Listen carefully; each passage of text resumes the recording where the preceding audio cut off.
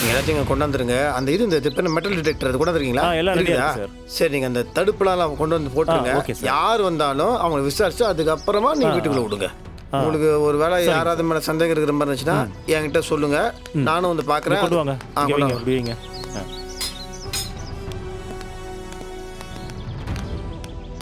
இது வந்து எனக்கு சொல்லுங்க, நான் உள்ளதான் இருப்பேன். நான் வந்து உடனே பார்க்குறேன்.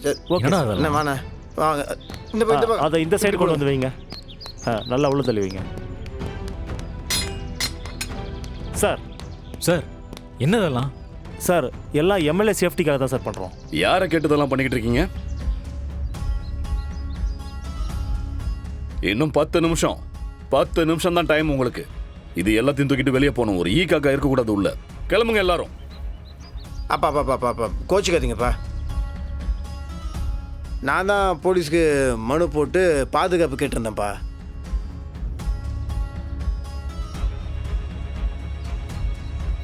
அது தொடர்ச்சியோட உயிருக்கு ஆபத்து இருக்கிற மாதிரி எடுத்துப்பா. 2-3 வாட்டி அவங்களை கடத்திட்டாங்க. இப்போ எம்எல்ஏ ஆகிட்டாங்க. நிறைய பேர் அவங்களை பார்க்க வருவாங்க. அதனால் எந்த ரிஸ்க் எடுக்க வேணாம்னு சொல்லி தான் இந்த பாதுகாப்புலாம்ப்பா. வேற ஒன்றும் இல்லைப்பா. அவன் சரியா தானுங்க செஞ்சிருக்கான். எதுக்கு இப்படி சத்தம் போட்டுட்டு இருக்கீங்க? ஏய், என் வீட்டுக்குள்ள நான் இருக்கும்போது எவன் உள்ள நுழைஞ்சிருவான்? உள்ள வரல. எல்லாருடைய பாதுகாப்புக்காக ஒரு வேலையை செய்யும் போது அதையே நீங்க தடுக்கிறீங்க. என்னவோ பண்ணி தொலைங்க. வாடா. ஒண்ணா நீ சொல்லி சமாளி.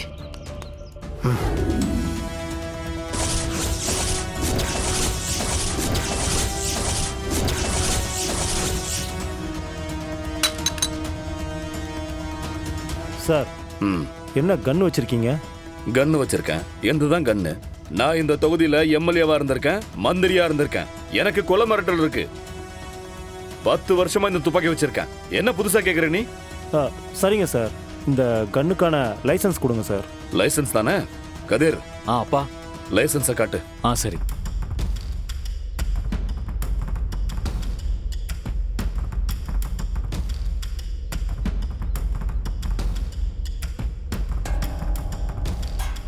சார் ஆல்ரெடி இந்த கன் லைசன்ஸ் எக்ஸ்பைரி ஆயிடுச்சு சார். எக்ஸ்பைரி ஆயிடுச்சா?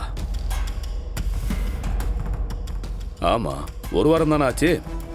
நான் ரெனியூவல் பண்ணிக்கிறேன், பரவாயில்ல. சார் 1 வாரமோ 10 நாளோ இதை டிபார்ட்மெண்ட்டில் ஹேண்ட் ஓவர் பண்ணியிருக்கணும், இல்லைனா ரெனியூவல் பண்ணியிருக்கணும். 2மே பண்ணலை. அப்படின்னா இந்த துப்பாக்கியால் இல்லீகலாக என்ன வேணாலும் நடக்க வாய்ப்பு இருக்குல்ல சார். சாரி சார், லைசன்ஸ் இல்லாத துப்பாக்கி வச்சுருந்ததுனால நான் உங்களை என்கொயரி பண்ணணும் சார். ஈஸ்வரமூர்த்தினா என்ன நினைச்சிட்டு இருக்கீங்க நீங்க? என்ன பதவி இல்லைங்கிறதுக்காக ஆளாளுக்கு பல்ல பிடிச்சி பாப்பீங்களா? என்னையா பண்றீங்க நீங்க? சார் என்னாச்சு? வாடா நல்லவனே, இதெல்லாம் உன் ஏற்பாடு தானே? இல்ல என்னாச்சுன்னு சொன்னதானப்பா தெரியும். மாமா துப்பாக்கி வச்சிருக்காராம். அந்த துப்பாக்கியை வச்சு உங்களையும் உங்க பொண்டாட்டியும் கொலை பண்ணிடுவாராம். அதனால போலீஸ் வந்து முன்னெச்சரிக்கையா என்கொயரி பண்ணிட்டு இருக்காங்க. சார் என்ன சார் இதெல்லாம்? இல்லை மேடம், அவர் கன் லைசன்ஸை ரெனியூவல் பண்ணாமல் வச்சிருக்காரு. அதுக்காக என் மாமனாரை விசாரிப்பீங்களா? ஏங்க அது இல்லைங்க, யாரா இருந்தாலும் விசாரிங்கன்னா நான் தாங்க சொன்னேன். அவர் ஒரு டியூட்டி தான் பண்றாருங்க. நம்ம தப்ப பாருங்க சார், இந்த பாதுகாப்பை ஏற்பாடு பண்றதே என் குடும்பத்தை எதிரிங்க கிட்ட இருந்து பாதுகாக்க தான். நீங்க இப்படி எல்லாம் பண்ணிட்டு இருந்தீங்கன்னா எனக்கு எதுவுமே தேவையில்ல. நான் ஐஜி கிட்ட பேசிக்கிறேன். நீங்க கிளம்புங்க. நீங்க என்னங்க நீங்க சார் ஒரு நிமிஷம் சார். அப்பா சாதாரண விஷயம். நம்பிட்டம்மா. ரொம்ப நன்றி எம்எல்ஏ.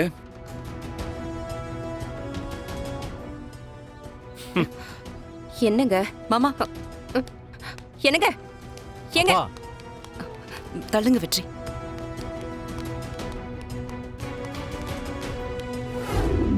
யாரு தோத்து போன விரக்தியில பேசுறா? நான் தோத்து போன விரக்தியில பேசுறேனா? உன் மருமக தான் ஜெயிச்ச திமிர்ல ஆடிக்கிட்டு இருக்கா. இது வரைக்கும் இந்த தொகுதியில எத்தனை வாட்டி நான் தோத்திருக்கேன், ஜெயிச்சிருக்கேன். என்னை எதிர்த்து ஜெயிச்ச எந்த எம்எல்ஏவாவது என்னை இப்படி அவமானப்படுத்திருக்கானா? இதெல்லாம் நான் கண்டும் காணாம இருக்கணும்னு நீ ஆசைப்படுறல? அந்த அளவுக்கு நான் ஒன்னும் மானங்கெட்டு போகல. அரசியல் ரத்தம் இன்னும் என் உடம்புல ஓடிக்கிட்டு தான் இருக்கு. திரும்ப பழைய ஈஸ்வரமூர்த்தியா வருவேன், ஜெயிப்பேன், மந்திரி ஆவேன். இந்த பாரு, நான் ஆவலனாலும் என் மருமக அவளை ஜெயிக்க வச்சு எம்எல்ஏ ஆக்கி மந்திரி ஆக்குவேன். அப்பா அப்பா நீங்கள் தப்பாக புரிஞ்சுட்டு இருக்கீங்கப்பா. அப்பா உங்கள் மேலே எனக்கும் மரியாதை இருக்குது, துளசிக்கும் மரியாதை இருக்குது. உங்களை அப்படிலாம் நினைக்கலப்பா. அப்பா எலெக்ஷனில் போட்டி போட்டோம், அதெல்லாம் முடிஞ்சு போச்சுப்பா. இதுக்கு மேலே குடும்பத்துலலாம் பிரச்சனை வேணாப்பா. நான் என்ன பண்ணணும்னு நினைக்கிறீங்க நீங்கள்? நாங்கள் ஏதாவது பண்ணுறது தப்பாக இருக்கா? நாங்கள் ஏதாவது மாற்றிக்கணுமா? நாங்கள் விட்டு கொடுக்கறது கூட நாங்கள் தயாராக இருக்கோம்ப்பா. ஓ, நீ எனக்கு விட்டு கொடுக்குறியா? என்ன பிச்சை போடுறீங்களா ரெண்டு பேரும்?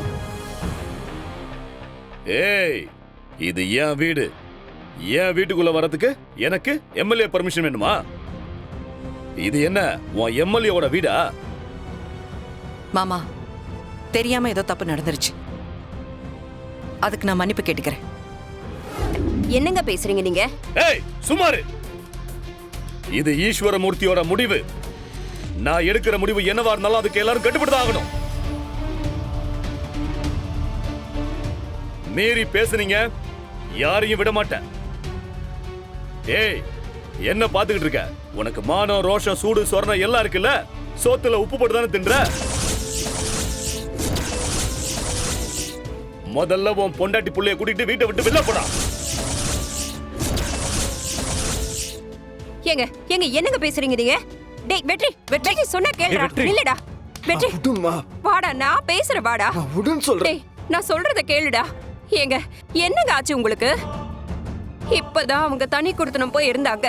அவங்கள அவ்வளோ கெஞ்சி கூத்தாடி நான் திரும்பி கூட்டிட்டு வந்தேங்க. அவனை போய் திருப்பி கிளம்புங்கிறீங்களேங்க.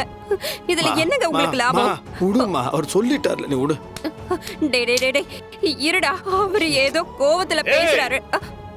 நான் ஒண்ணும் கோவத்துல எல்லாம் பேசல. உண்மையாவே சொல்றேன். அவன் இந்த வீட்டை விட்டு வெளியே போக சொல்லு.